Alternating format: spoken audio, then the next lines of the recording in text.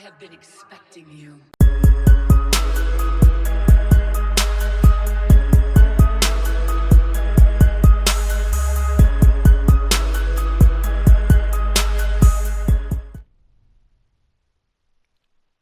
What's good, White Lotus family? This is Nocturnal back in this thing with some MK11 content. This particular video, well, first before I even get into that, if you're new to the channel, like, comment, subscribe to your boy, because that'll help me out quite a bit. We all know we needs the help, trying to get this channel to grow. So look, this video is going to be a tech video. I just want to share a couple of different implementations that I use in my gameplay to hopefully help out others. And you know, we all grow together. First things first. Let's get Frost to block it all. Let's fill up some meter. I put easy Christmas. Nah, let's fill up some meter and let's turn these frames on. Alright. So Raiden got buffed.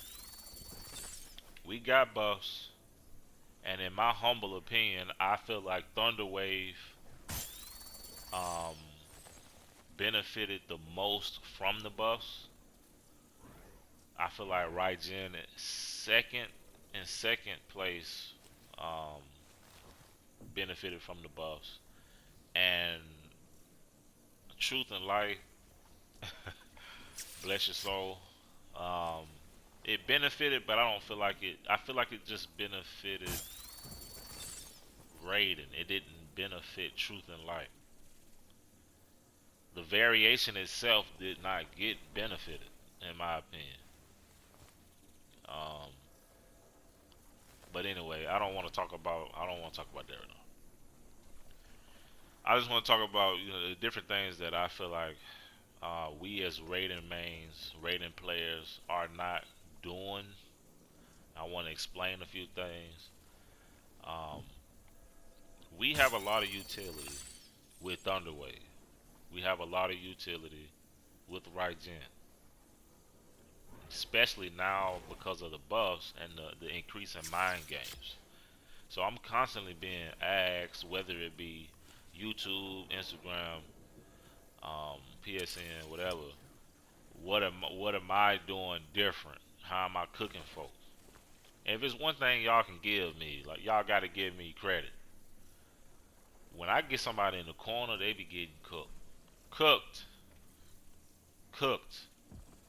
You know what them old pimps say? You control the mind. You take the mind, you control the body.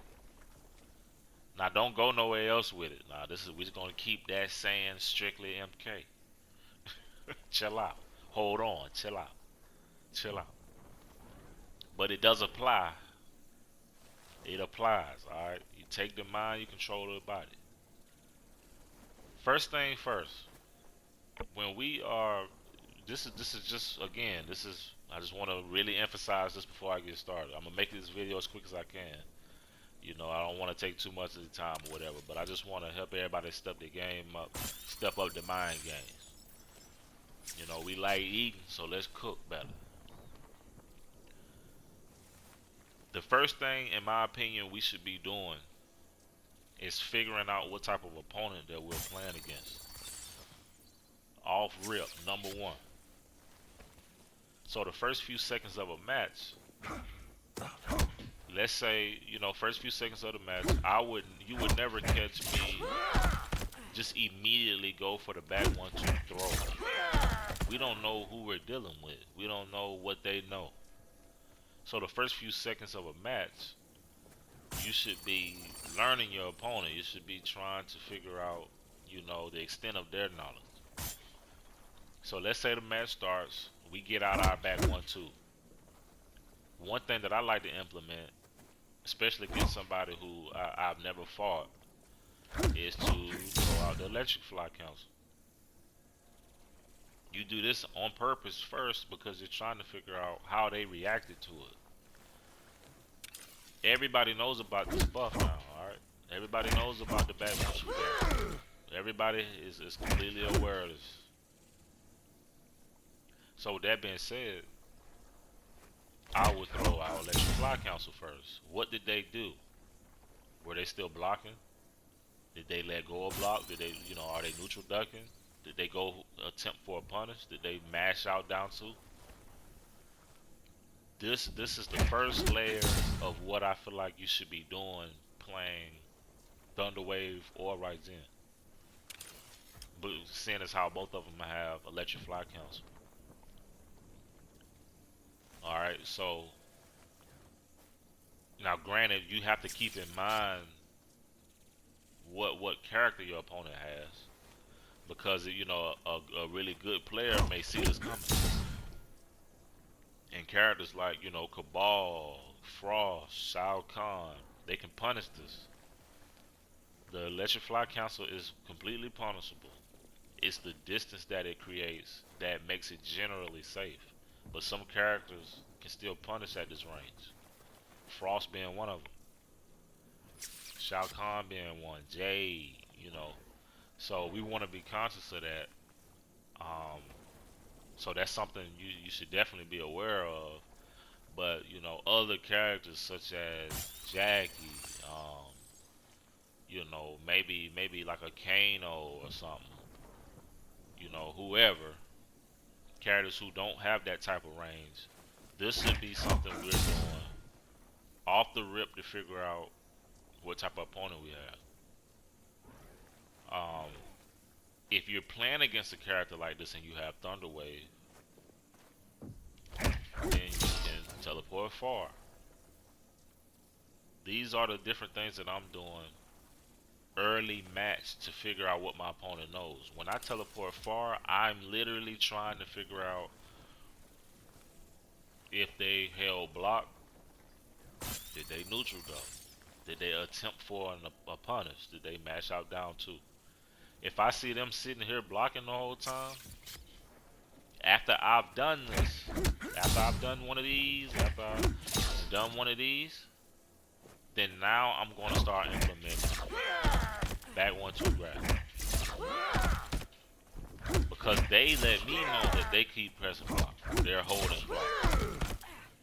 Now once I throw out that a few times, because let's not get it twisted. Everybody knows about this buff. We're not the only ones. Everybody knows about it. So once we have started implementing this, then you may now start seeing them neutral duck. That throw can be neutral duck. It can be micro duck straight into an attack. They can mash out down two and get a crushing blow. I think we, and I'm not saying Raiden players in particular, I'm saying in general, Mortal Kombat players in general, I feel like are too worried about getting combo, getting crushing blows. It is what it is. I mean, especially if you're playing Thunderwave or whatever. Because everything we do, for the most part, we have to either spend meter to be safe or just get punished. Me particularly, I'm speaking, you know, from me. This is not. I prefer risky play. That's just how I play the game. That's my play style. It's been my play style in every fighting game ever. That's just how I get on. I like risky play. I don't really like playing safe. I don't care. I like flashy, unconventional type of gameplay. That's just what I like. Hate it or love it. So once we have determined off of Electric Fly Council or Teleport Far or whatever that our opponent is still blocking, then that's when you add the second layer. Second layer of mind game. I'm gonna throw them now. Eventually your opponent is not gonna keep accepting that. You got your folks who might jump. Even short hopping works there. Short hopping actually creates a easier window for a punish if your execution is on point. Some folks are gonna neutral duck. Some folks are gonna mash out down two. Some folks are gonna micro duck and go straight for their punish. But that's just the risk we take. We're trying to figure out what our opponent knows and what we can do to start adding the the, the, the ingredients. We trying to cook for. You trying to get in somebody's mind. Eventually, you'll be able to get them to do exactly what you need them to do, so that you can wrap the match up. You know, give your boy credit where credit due. Um, Cooking, I really do be cooking with this man. I'm not, and let me go ahead and say this right now for folk getting their feelings. I'm not trying to say I'm the GOAT or nothing like that. I'm the best rated or nothing like that. I don't suck. That's all I'm saying. I'm not trash. That's all I'm getting at. I'm not big headed and all that with it. But I feel like I do know a few things, and I've learned a lot playing other folks. I've learned a lot playing other Raiders. You know what I'm saying? Whatever. But anyway, that's my little disclaimer. But once we have implemented the throw, and they started to get acclimated to the throw, that's when I would start to throw out Storm Cell. Yes, Storm Cell is fully punishable in the gap. I am fully aware of that. Fully aware of that. But I always advise. Now you can call it bad advice or whatever, but I always advise, if you playing Thunder Wave, throw out Storm Cell at least once through the match on block. It is amazing that the game has been out over a year and people still can't punish this.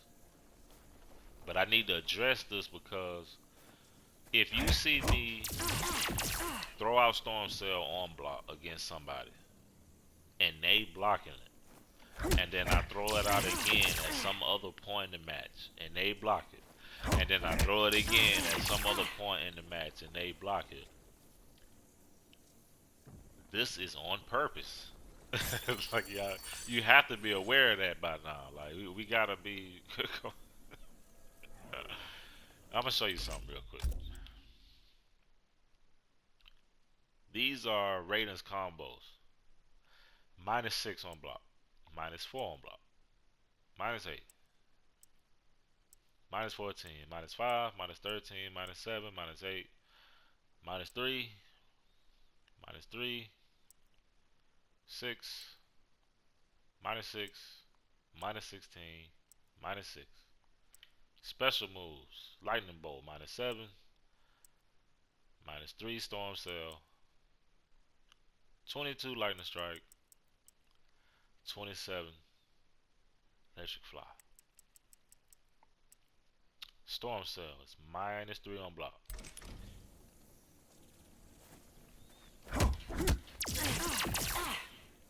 If Storm Cell's third hit is blocked, Raiden is at -3, which quite literally means it becomes his safest string that does not require him to have to spend meter.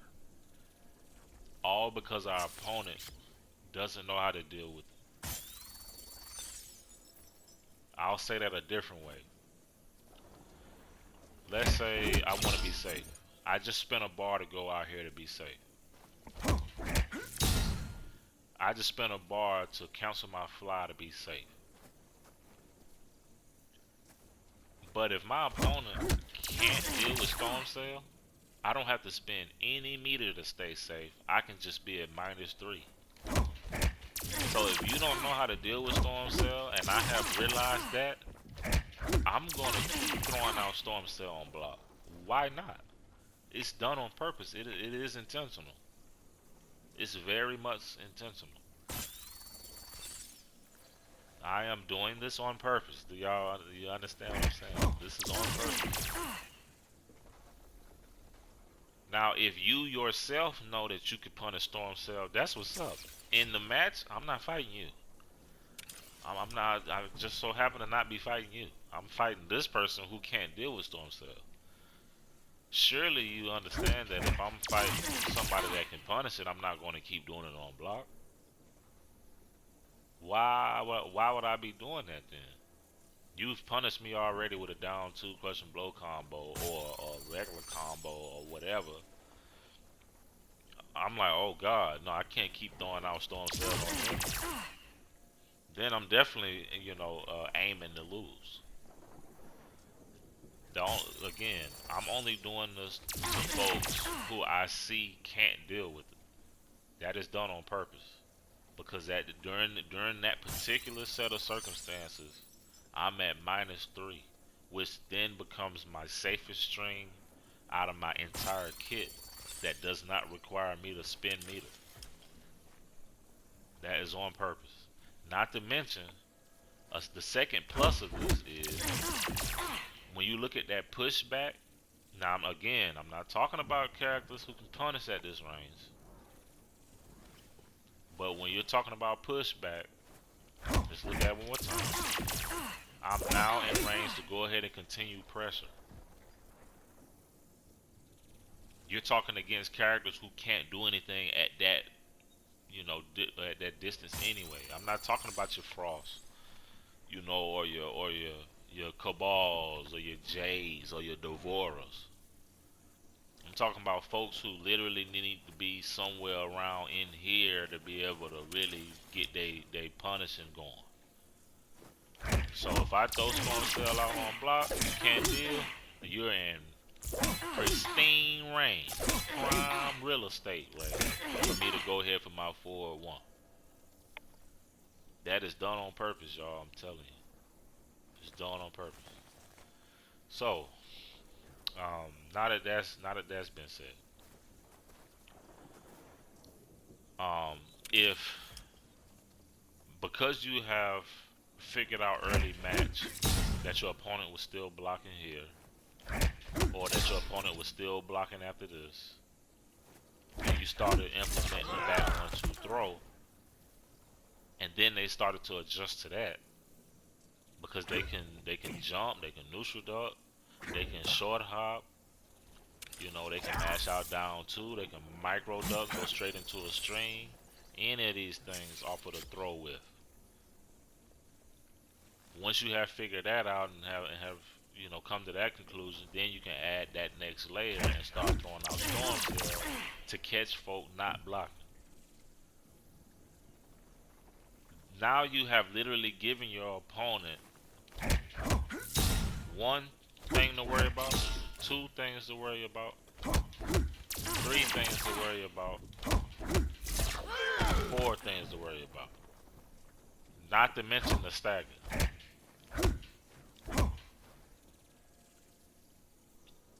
This is literally cooking for. Literally, now you're getting into their mind. They don't know what they expect you to do at this point.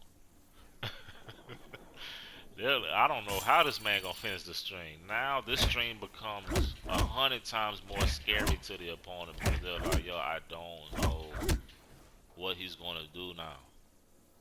I don't know what he's gonna do now. Now you got folk mashing and doing all kind of crazy things. Now they just throwing buttons out now. We just doing everything we can hit. I don't know what to do. So that's just something that I do. Next thing. So please, again, I want to leave all that on. I just want to make her stop blocking. Please, again, early game, if you're playing Raiden, you should be trying to figure out what they know. That's it. Trying to figure out what they know. Hold on, y'all. Hold on one second.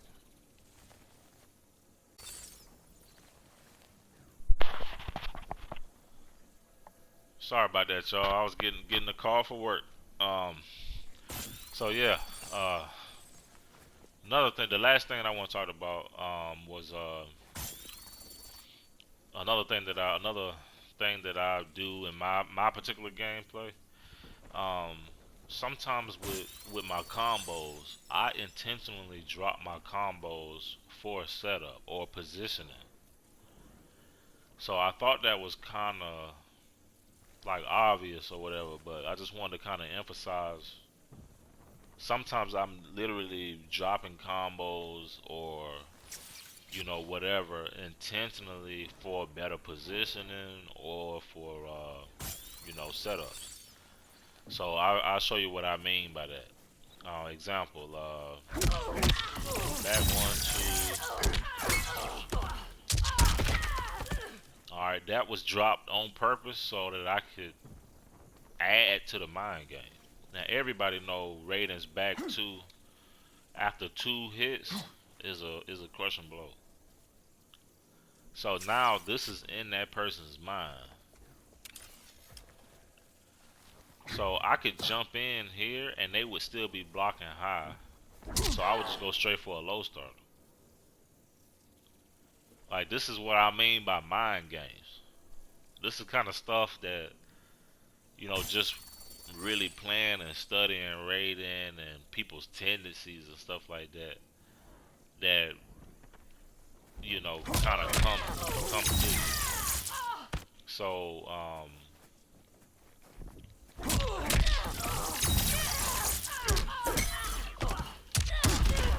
now they have to worry about that.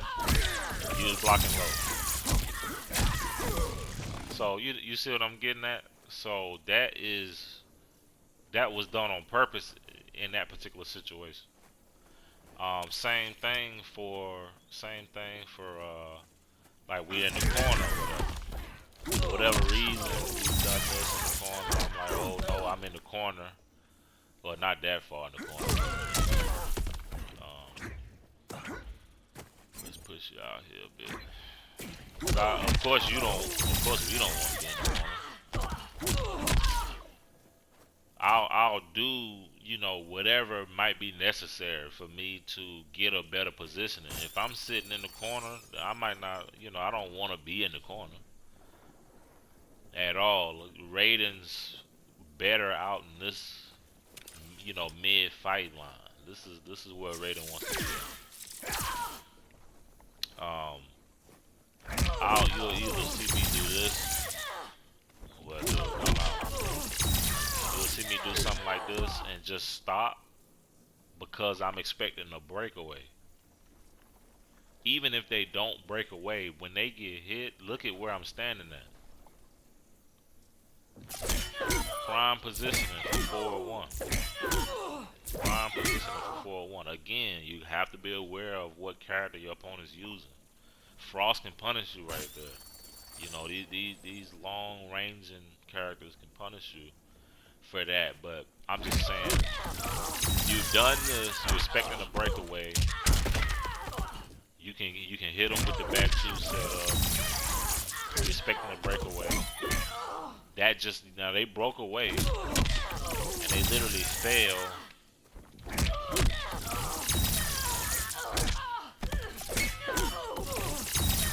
Now they're back in the combo. Look at that. All because you anticipated a breakaway.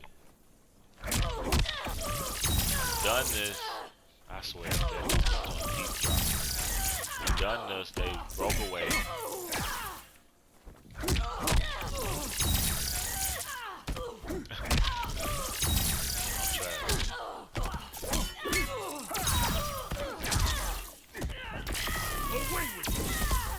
All of that is on purpose.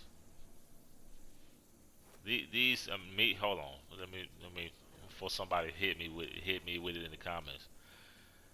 The storm cell, when you do this, again, I'm only doing this sometimes because, you know, you got to be aware of everything that's going on in the match. I'm looking at my opponent's meter right now. They got 2 bars. They have 2 bars. So I'm like, okay, they might break away at this point.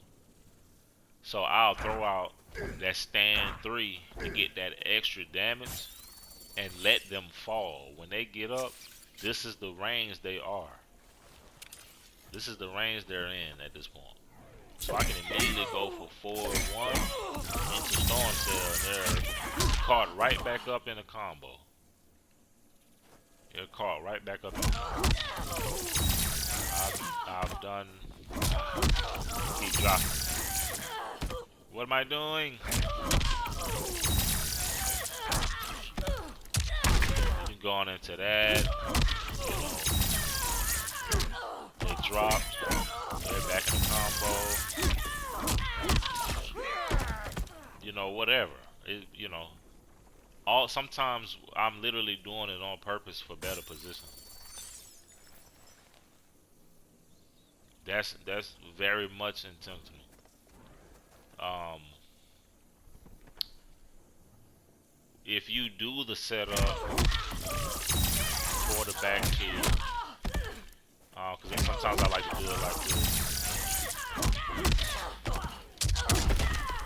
Jump in. Now that they're right back into it. Now you got your crushing blow. I understand what people say, and I do agree. The back two crushing blow is a little convoluted. I feel like it should be loaded up. As soon as we hit one of these, I feel like it should be loaded up to be able to use at any point in the game.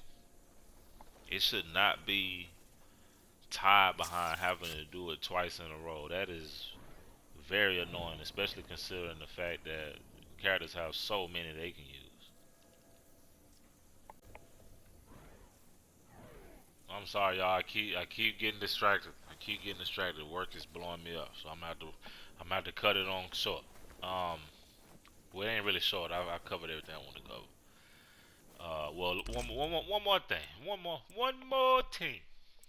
Y'all don't know where that come from. It's fine. Y'all young folks. So I wanna say I came up with this combo. I wanna say I did. I mean, if somebody else did, maybe I just didn't know that. I didn't see that.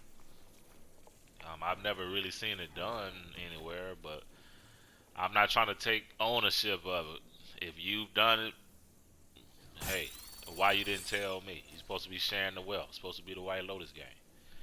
So off the back two, after during a tech video that I did a while back, I had done the combo just in the middle of talking, wasn't even thinking, and it actually is quite damaging with no bar meter. So that 1-2 crushing blow, it is hard to do. I do not have it down pat. I'm gonna tell you right now, but it's back to crushing blow. You have to micro dash in and do a 2-4-3 into electric fly.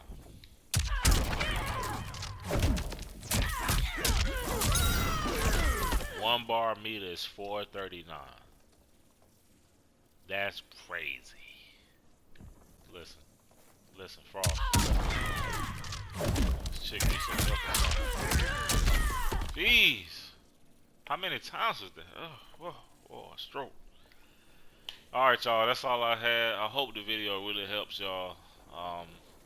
We learn from each other. I have learned stuff from other Raiden players and vice versa, man.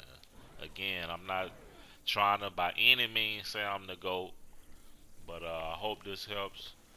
I think it's pretty good information. Again, sometimes you want to drop your combos for better positioning, or setup, back two setups. Once you have done this one time and you haven't gotten the crushing blow yet, your opponent will always be aware of it now.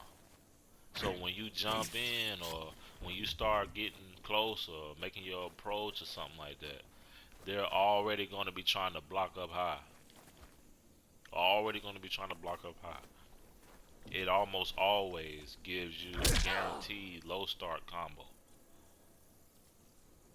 Almost guaranteed. So you throw this out there and you teleport in because I failed. And teleport in, bing, jump in, low start. Because you was trying to be big brain and look at what I was doing. No sir, no bing. Anyway, appreciate y'all for watching. Like, comment, subscribe. I really hope the video helped out. If it did, let me know in them comments. If you got some tech that I don't know about, what you waiting on? Talk to me. If it didn't help you out, well, bless you. Bless you. I'll holler at y'all in the next one. I'm out.